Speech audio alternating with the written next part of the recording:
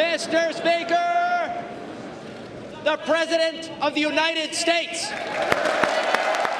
As he did back in 2017, U.S. President Donald Trump is scheduled to address a joint session of Congress on Tuesday. The Russia-Ukraine war is expected to feature prominently in Trump's speech in the context of his administration's ongoing efforts to mediate peace negotiations between the parties in conflict.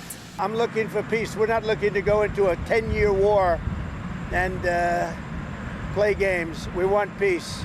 The U.S. leader could also update Congress on his stance on the Israel-Hamas war and the future of Gaza. During a joint press conference with Israeli Prime Minister Benjamin Netanyahu on February 4th, Trump suggested the U.S. transform Gaza into the, quote, Riviera of the Middle East. The United States owning that piece of land, developing and creating thousands of jobs with something that will be magnificent. During his speech at the Capitol, analysts also expect that Trump will speak about the rationale behind the U.S. imposing tariffs on other countries. I believe in his view, he believes that if he imposes tariffs, it's going to cause a rise in prices, to cause manufacturers to have to come back to the United States to avoid those tariffs. Trump could also push back on some criticism his administration has received over the speed and scope of its efforts to reduce government spending, cut fraud and waste, and slash the size of the federal workforce.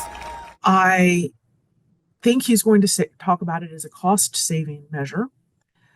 I believe he's going to talk about how great of a thing it is. U.S. Senator Lisa Slotkin, a former CIA analyst, has been chosen to give the Democratic rebuttal to President Trump's address. Analyst O'Brien thinks Americans will probably follow Senator Slotkin's remarks and Trump's full address, primarily on web streams or social media platforms on Tuesday night, or read the highlights the following day. Veronica Balderas, Iglesias, VOA News, Washington.